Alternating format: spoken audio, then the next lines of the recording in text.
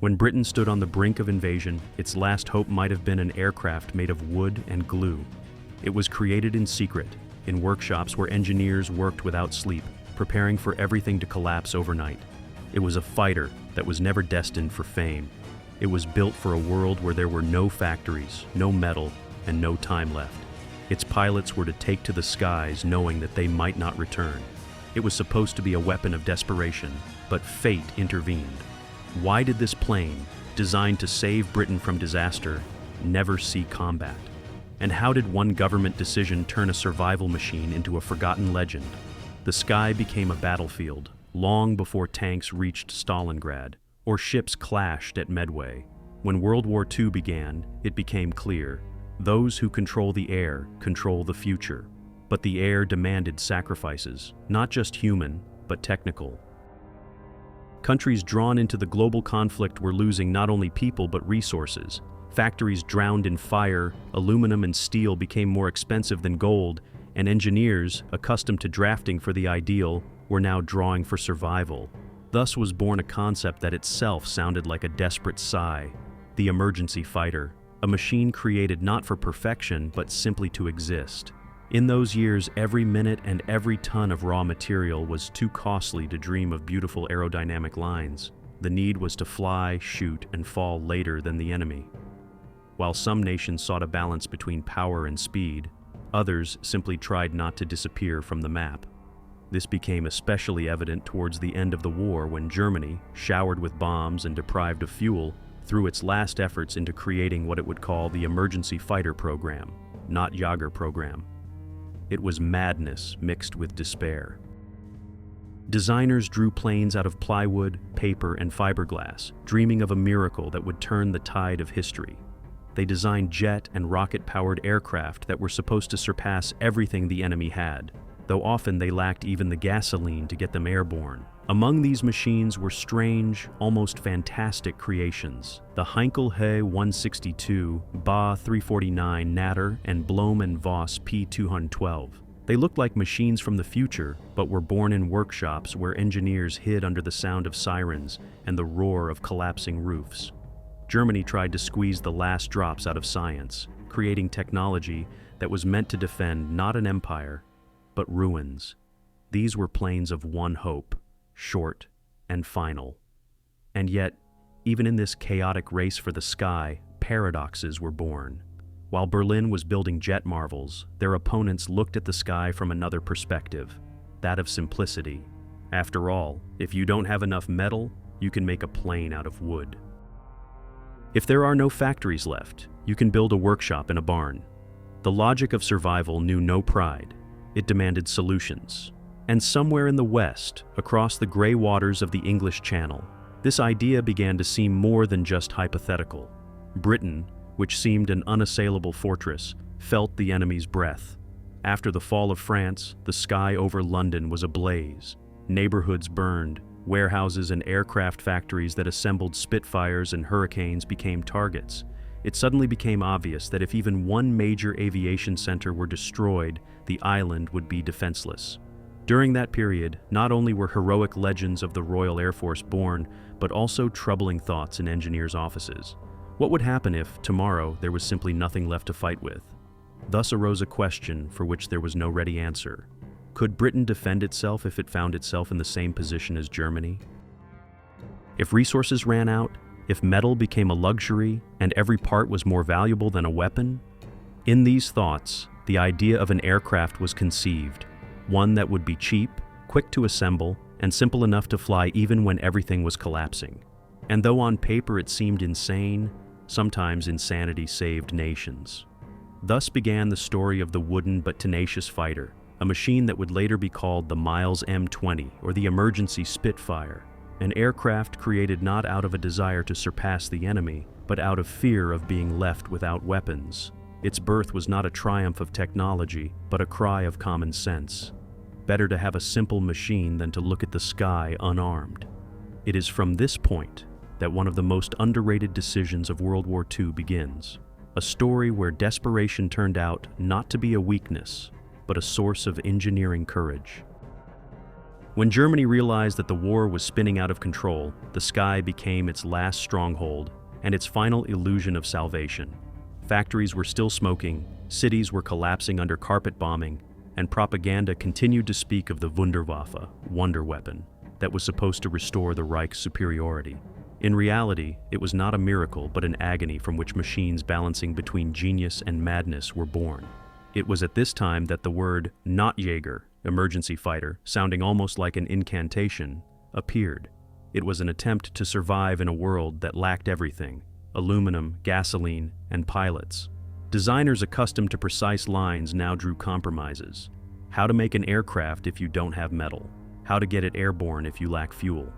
The answer lay in projects that seem crazy today but were the last chance back then.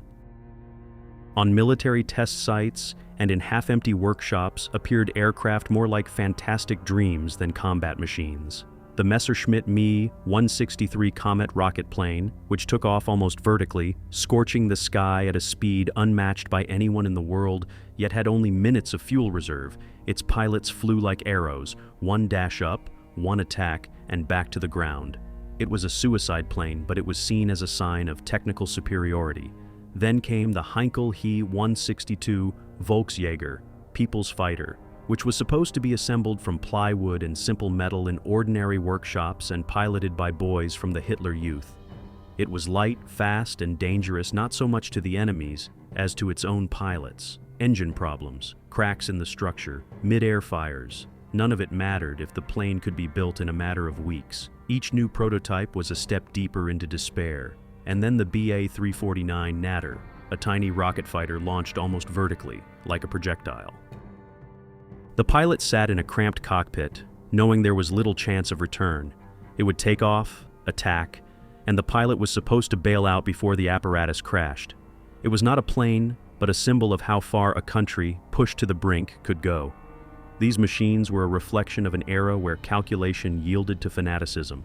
People believing in a wonder weapon tried to save a world that could no longer be saved. Engineers slept in basements, drafting under the dim light of kerosene lamps, unaware that their work would go down in history as an example of both genius and hopelessness simultaneously.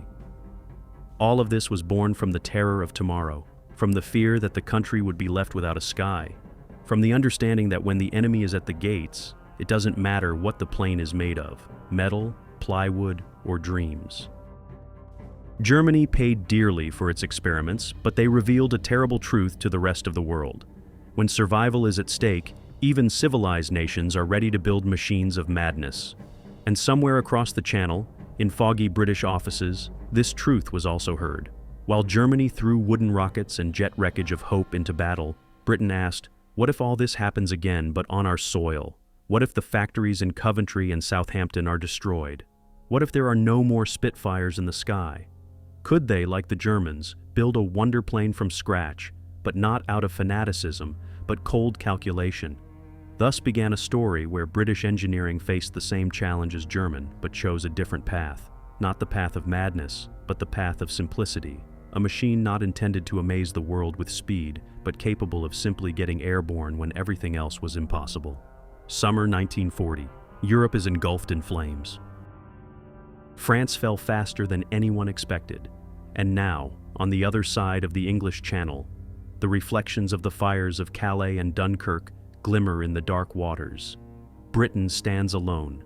Hundreds of thousands of soldiers rescued from the mainland return without weapons, without equipment, with the eyes of people who have witnessed a catastrophe. And now the entire burden of the war falls upon the sky. Every night, the drone of German bombers becomes the backdrop to life in London. People sleep in the underground, the streets are shrouded in smoke, and searchlights flash over the city, snatching the silhouettes of Heinkels from the darkness. Over the south of the country, what would later be called the Battle of Britain unfolds, the first war in history, where the fate of a state is decided not on land, but in the air.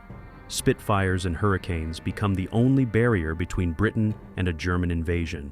But behind the heroic reports of downed planes lies a terrible truth.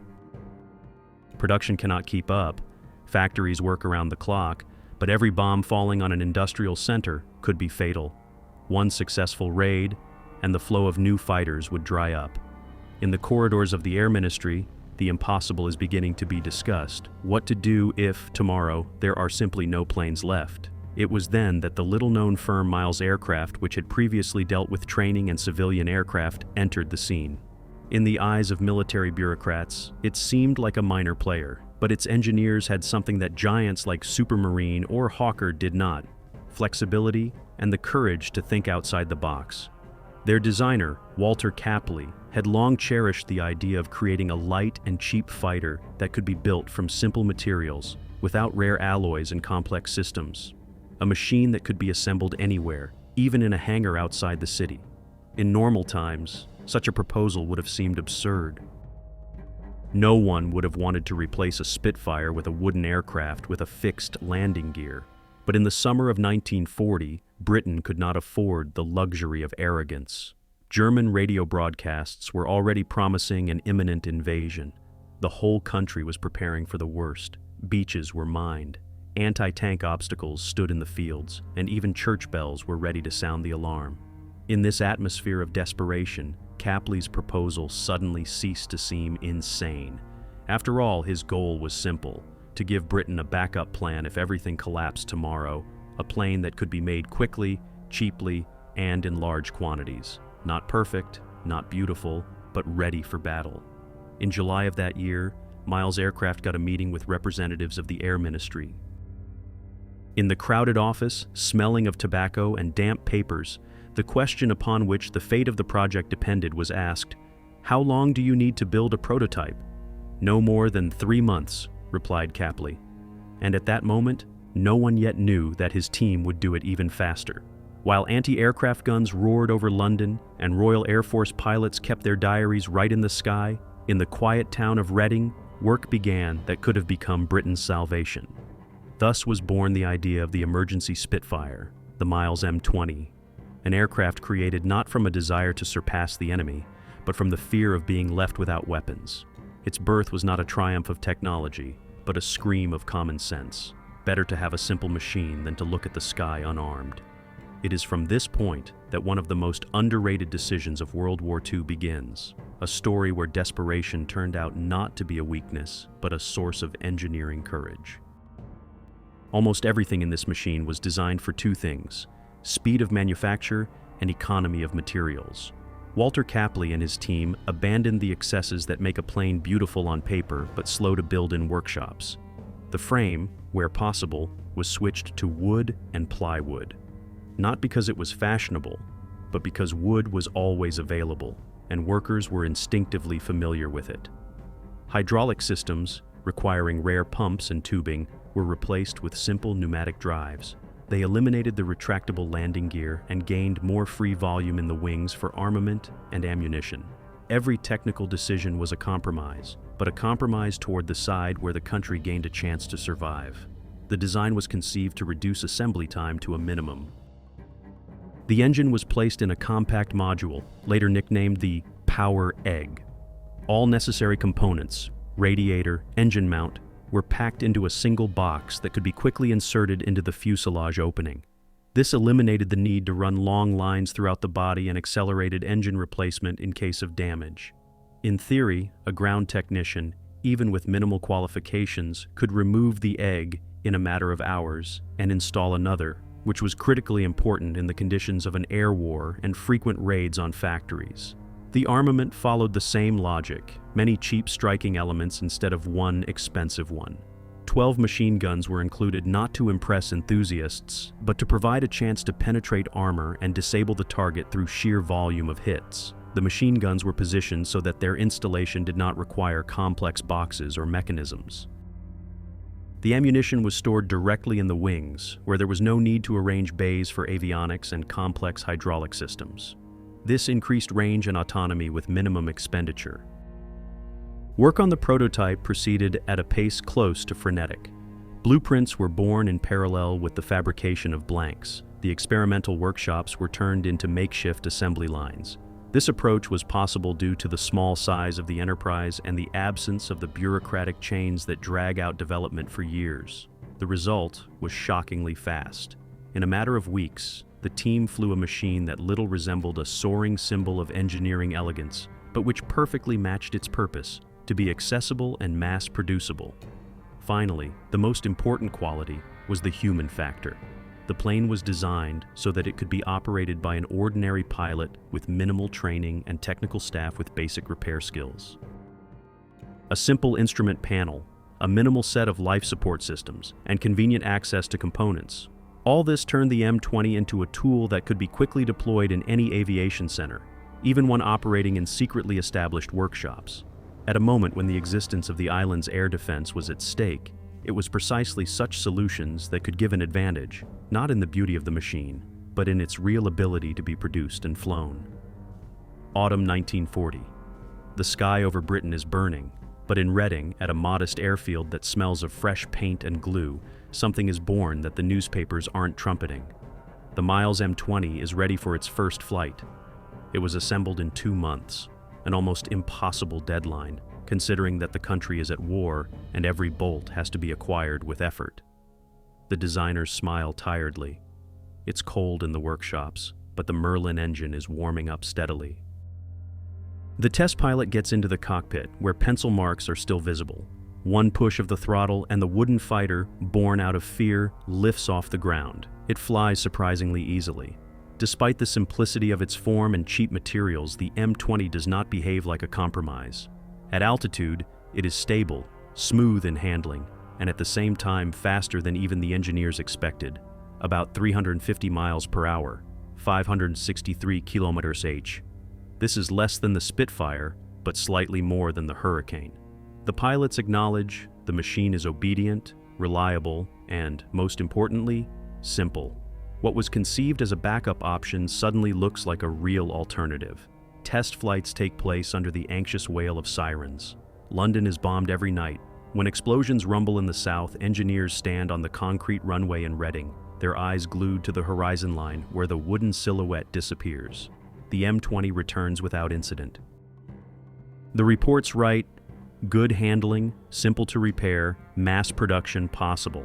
To the military, accustomed to endless modifications and delays, this sounds like music. But there is no ideal. The plane proved to be slightly more temperamental during takeoff.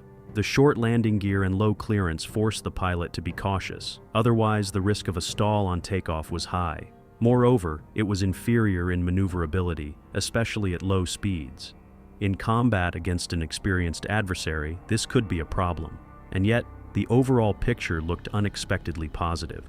Where other projects took years to emerge from the testing phase, this plane was ready for production now. The pilots also noted something else: cockpit visibility.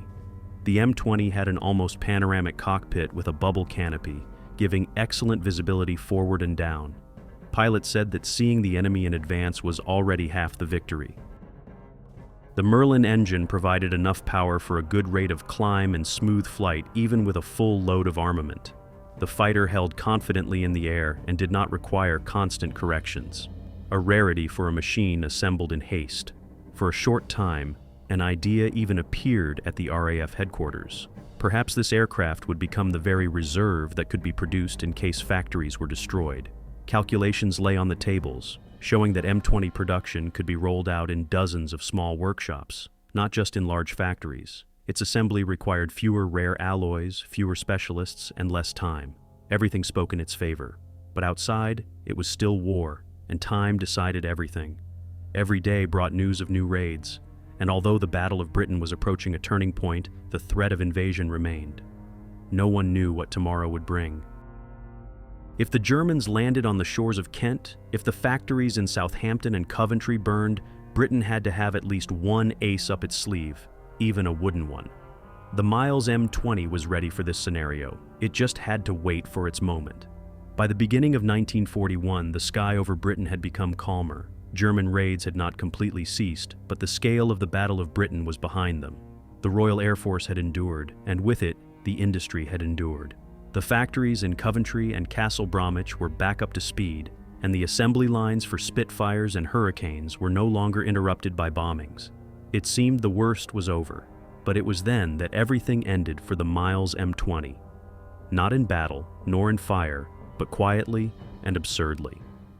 In the winter, during another test flight, The prototype was returning to the airfield. The weather was gray, the wind pierced through, and the runway was covered with a thin layer of ice. The test pilot landed the plane gently, but the wheels locked up during braking. There were no hydraulics, as intended. The brakes worked on a simplified scheme.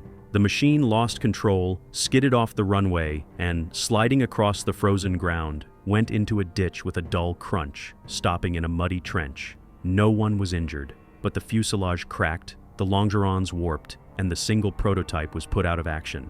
It could have been restored.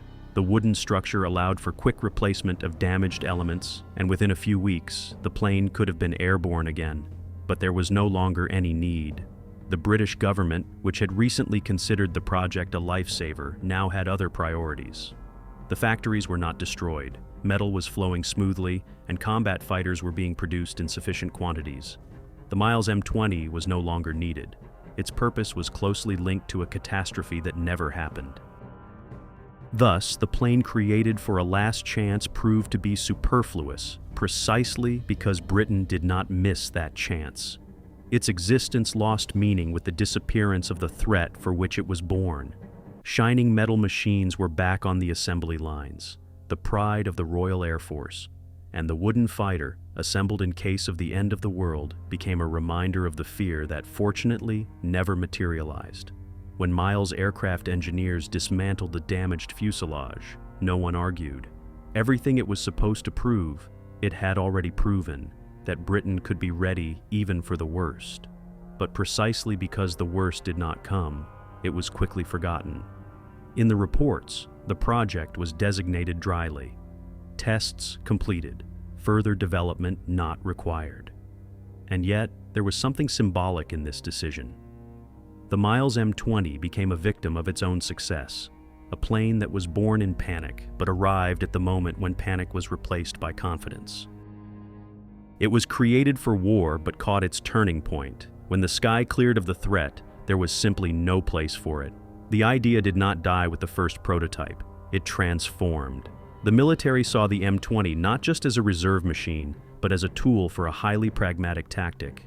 An inexpensive and light aircraft that could be launched from the deck of a cargo ship or an auxiliary vessel using a catapult, complete a short defensive task, and no longer require returning. This approach seemed cynical but logical. In a context of scarcity, it was easier to lose a cheap plane than to leave a convoy with people and supplies unprotected. The simple construction of wood and minimum complex electronics fit perfectly into the idea of a disposable fighter. Nothing superfluous. Everything was aimed solely at the task. Takeoff, shoot, evacuate. Adaptation work progressed quickly. They added a reinforced structure for an arrestor hook, strengthened the tail section, and redesigned the tanks and mountings so that the apparatus could withstand impact loads during catapult launch. A second prototype appeared, differing from the first not only by the presence of an arrestor hook, but also by a simplified pilot escape system, a better seat, and a more convenient hatch for leaving the machine over water. Variants of application were considered, from covering convoys to emergency intercepts near the shores. When at close range, the need was simply to buy a few minutes for the ship's air defense to react. Nevertheless, the Naval Department had its own calculations.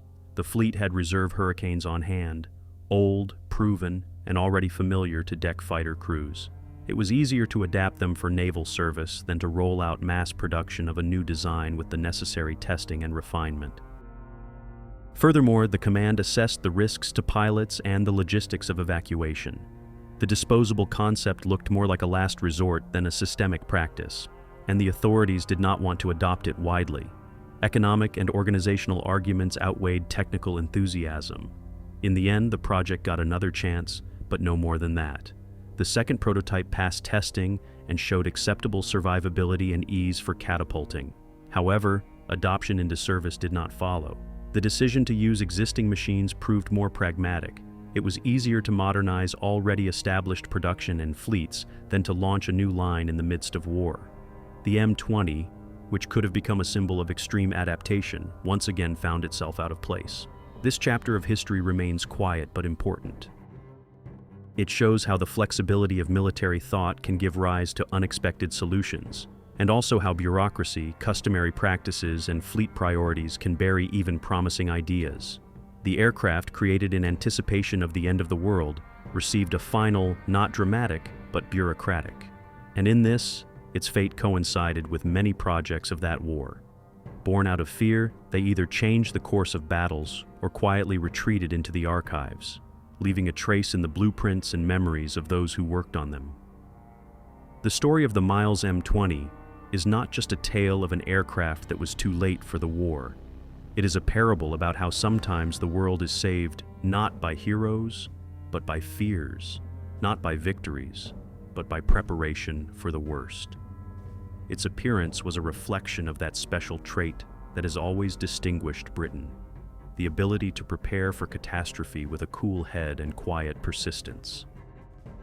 This plane was not an engineer's dream, but a plan in case of the end of the world. It was created not for glory, but so as not to be caught unarmed when the world decided to finally collapse. If the war had gone differently, if German raids had destroyed key factories, if Spitfires had disappeared from the sky, the Miles M20 would have become a legend. Its simplicity could have been salvation. It assembled quickly, cost little, and could fly from anywhere. Perhaps it was its mass production, not its perfection, that would have given Britain a chance to hold the sky when every minute cost more than gold. In the fields of history, there are always such what-if constructions, born not of inspiration, but of desperation, yet ready to fulfill their duty if fate gives them a moment. But fate did not. The threat of invasion dissolved like the fog over the English Channel. Factories continued to work, engineers switched to more advanced projects, and the M20 became a reminder of a moment when humanity looked into the abyss and, fortunately, did not fall. It was dismantled, written off, and forgotten. And yet, if you look closely, it left a mark not in museums, but in the very idea of readiness. The Miles M20 became a symbol of the fact that even when there is almost no hope, a way out can be devised. The plane, built of wood and stubbornness, showed sometimes greatness is not in winning, but in being ready for defeat and still standing your ground. It did not shoot, did not down enemies, and did not adorn parades, but in a sense, it fulfilled its mission, for its victory lies precisely in the fact that it proved unnecessary. When the world again spoke of new wars and new threats, of jet speeds and rockets, of cold calculations and high technologies, the M20 remained a quiet reminder from another time. A machine created without pretense of eternity, but embodying the very spirit of survival. It could have become a hero if Britain had lost the sky, but Britain won it, and therefore this wooden fighter remained just a line in the archive, a symbol that readiness for catastrophe is sometimes more important than the catastrophe itself.